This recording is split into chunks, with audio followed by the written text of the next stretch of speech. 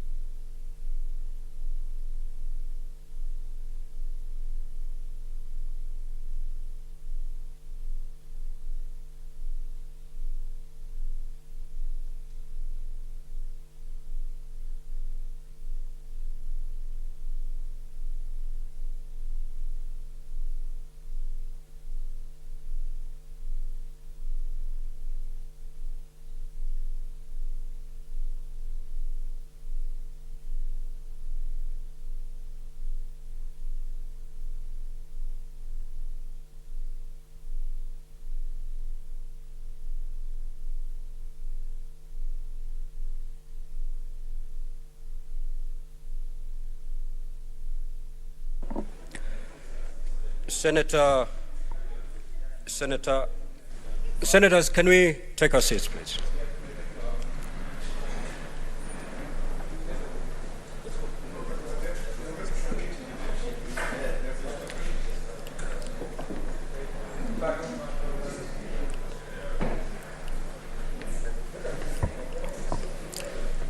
Senator Morango, I want to rule on your point of order. Looking at my dashboard and the interest that this matter has generated, I don't think this is the right time to call the mover to reply. It is...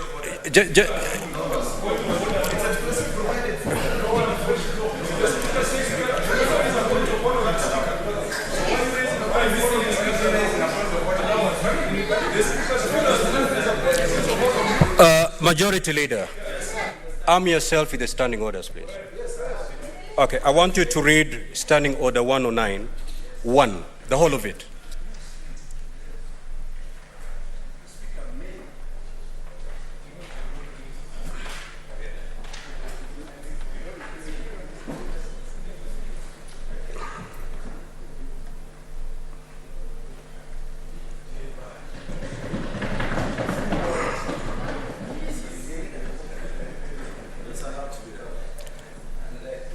For the benefit of other senators, kindly read it aloud.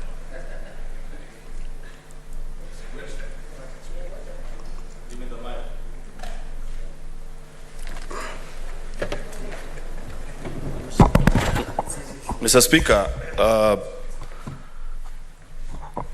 you've asked me to read Standing Order number 109-1. I hope you'll also allow me to make just a comment in a minute on why I thought about it. Just reading. Honorable Senators, Senator Sifuna, The orderly conduct of this business is the business of the chair. Yeah. Kindly let me do my job. Proceed, Senator Cheruiyot. Reading that particular standing order, you don't need to explain yourself.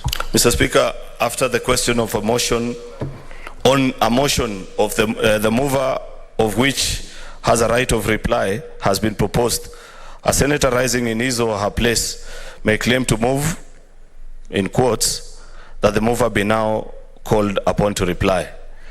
And unless the Speaker is of the opinion that such a motion is an abuse of the proceedings of the House, of the Senate, or an infringement of the right of senators, the question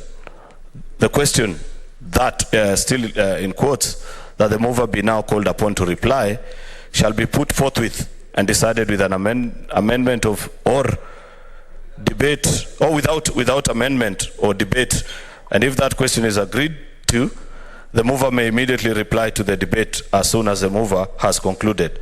Or if the mover does not wish to reply, the Speaker shall put the question subject to Standing Order 66(3), manner of debate of motions. Thank you, Majority Leader. Clearly, that particular standing order gives powers to the Speaker to rule. Thank you. Senator Joyce.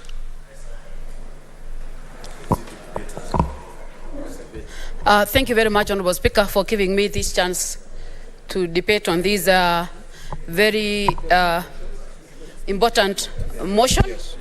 And I want to say, Honorable Speaker, that I must also congratulate the members of this House for debating soberly on this matter. And I want to say, Honorable Speaker, that the issues that has been raised by Procedures and Rules Committee are issues that are touching on Kenyans, Honorable Speaker. And by so saying is that, Honorable Speaker, there are a number of questions, there are a number of statements, there are a number of petitions that have been brought to this House, Honorable Speaker, that takes a lot of time before it is responded to, Honorable Speaker.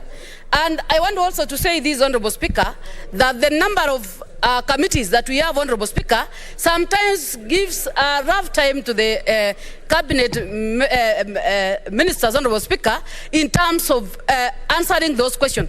And also, Honorable Speaker, I'm also bringing another attention to the members, Honorable Speaker, who are opposing this motion, that sometimes you find a committee has raised a question, and because of a lot of work or maybe laxity in the relevant ministry, they just copy-paste answers and give to members, which sometimes also, which force members to also disagree on those answers, Honorable Speaker, making it another round or taking rounds, Honorable Speaker, before the question is answered.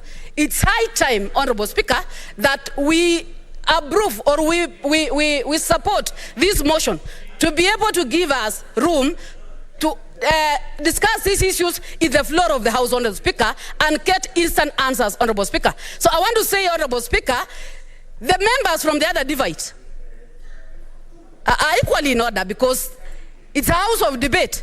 But I want to say this, Honorable Speaker, that the reason why we have the various jurisdictions in this country, Honorable Speaker, is because of the interpretation of the laws. And that is why, Honorable Speaker, I want to say that we have competent secretariat in this parliament who can assist us in terms of interpreting and even drafting of these amendments, which I want to say, Honorable Speaker, they cannot come to the floor of the House unless it has been scrutinized, Honorable Speaker. So it's high time for this House and for our members from the other divide to know that anything that is in this floor of the House has been really scrutinized. Though they have the right to debate, at the end of the day, the majority has their way.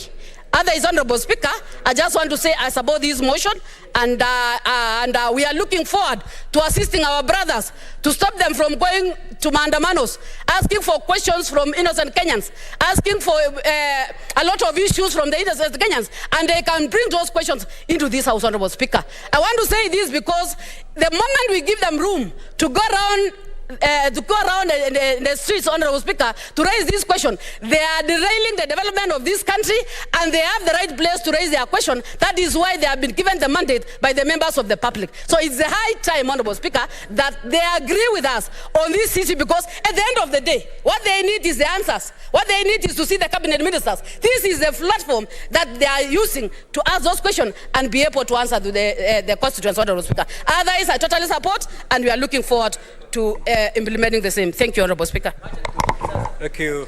I can see a number of senators wanting to raise on a point of order, and I'll call one after the other so that we dispense with them.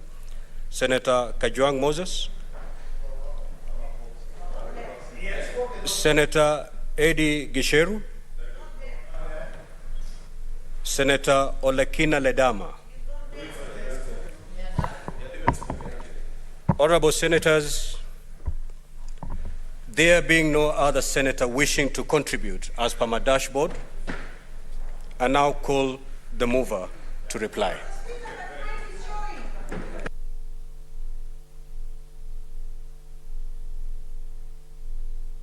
Senator Perez, unfortunately, it was captured after I've made the ruling.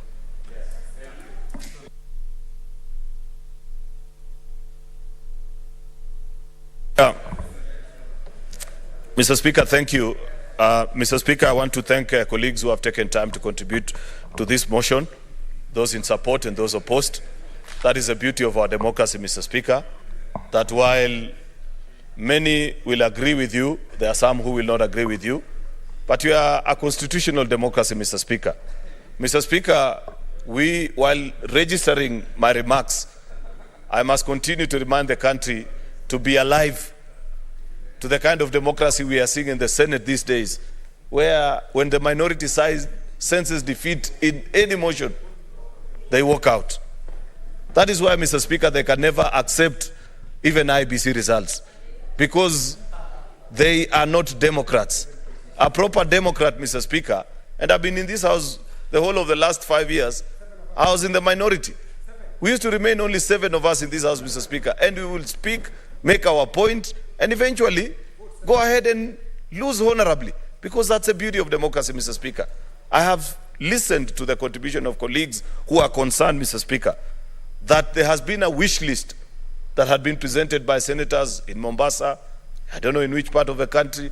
Mr. Speaker, what you are debating is a motion that has been brought to us by the Procedures and Rules Committee in reaction to a letter that I wrote requesting that the standing orders be amended, Mr. Speaker. If the minority side wishes to convince the same committee, I'm sure they know the procedures, Mr. Speaker. And indeed, one of them had tried to do so. Senator Mohamed Faki of Mombasa tried to move the committee to allow that leadership of the delegated legislation be granted to the minority side. And I listened to the contribution by Senator Moses Kajwang. Mr. Speaker, I'm afraid that he misled this House, because if you argue that because statutory documents and regulations that come to this House come from the executive, it is only the minority that can oversight them, then why do we have chairmanship on this side of other committees? Because almost all bills and businesses that come to this House indeed come from the same executive. Therefore, Mr. Speaker, I do not agree with those who hold the view, like him, that delegated legislation needs to be a committee chaired. And I agree with the findings of your committee, Mr. Speaker. Of course, I want to be quick about this. Mr. Speaker, I have seen the pain that you have gone through this afternoon, trying to explain yourself and being drawn into a debate. In fact, you are so magnanimous, because if I was seated on your chair, I would not have allowed Senator Umtata to get away with the words that he used on the Speaker, claiming that what the Speaker is now doing is conduct unbecoming. Indeed, those will be left in the copies of the Hansard of this House, Mr. Speaker. But because of the unique situation of where you find yourself in, you had to allow. I will have you remember something, Mr. Speaker, that in the National Assembly in the 12th Parliament, Speaker J.B. Muturi, now Attorney General, seated where you are, found himself in a situation such as the one that you find yourself in this evening, Mr. Speaker, where a member of the National Assembly had behaved in a disorderly manner. Powers and Privileges Committee, which was chaired by the Speaker as per their standing orders, went and investigated the matter and recommended some sanctions against that particular member. Unfortunately, when that motion of that report was brought to the House, it was defeated on the floor of the House. If you read the exit report of that incident, Mr. Speaker, the Speaker actually recommended that it is not proper that a Speaker be allowed to chair a committee which will be subject to proceedings of a House which they'll come and chair. And I agree with you because I've seen the struggle and the difficulty with which you've had to explain yourself, Mr. Speaker. And therefore, I agree that there should be a consideration. I don't think it is a wise decision, now having learned from experience, Mr. Speaker, and seeing what has happened this afternoon, to give the Speaker chairmanship of a committee whose duty or whose works will be subject of debate in this House. Perhaps maybe we may want to restrict it only to Senate Business Committee, which, for reasons of how Senate is run, indeed must be chaired by the Speaker. Finally, Mr. Speaker, I listened to Senator Okiya Omtata very keenly. But, Mr. Speaker, I'm afraid that his reading of a constitution is either lopsided or he has challenges in how he reads and understands this constitution. Article 153 of our constitution, Mr. Speaker, speaks as to how members of the cabinet shall transact business with this House, Mr. Speaker. It speaks rather that they shall give regular updates of matters that are under their control.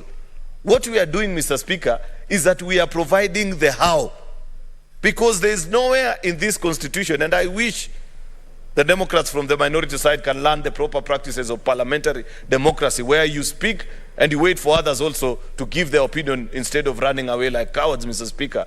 I would have them know that there is no clause whatsoever in the constitution that bars cabinet ministers from coming to this House, making their presentation. We can have a debate. I know maybe members feel very sentimental about these seats, but let them know that, Mr. Speaker, many of the cabinet members, especially in this cabinet, have been in parliament for 10 years, 15, 20. There's nothing exciting about having this seat. But for their comfort, Mr. Speaker, in fact, I know that part of what will be proposed, because I know there have been occasions where we have had members.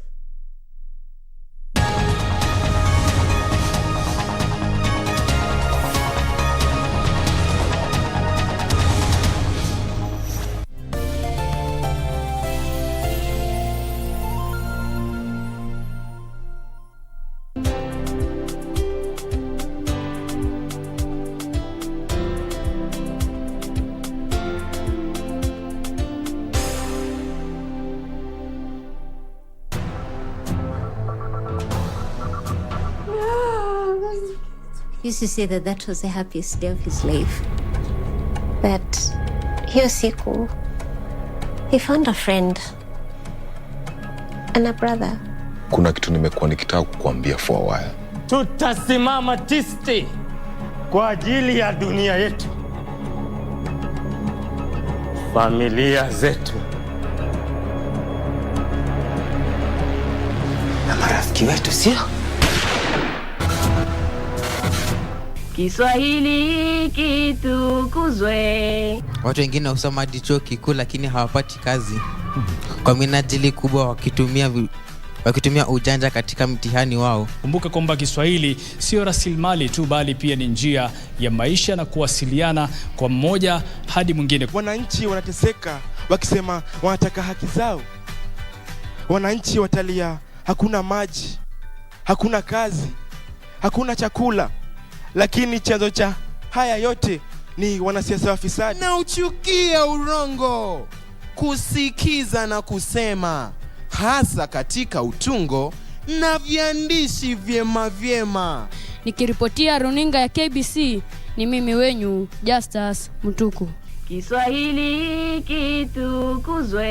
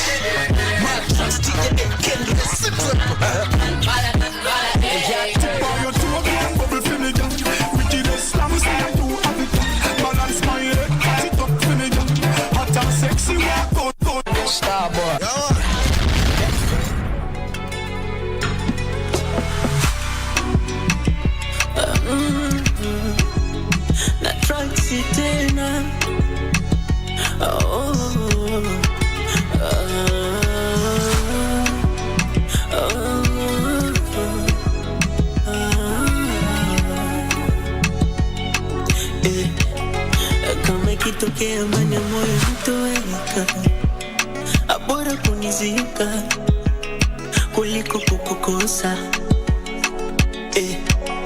Na hata kama ikitokea tupo kwenye shida, amini nimeridhika, siwezi kukutosa.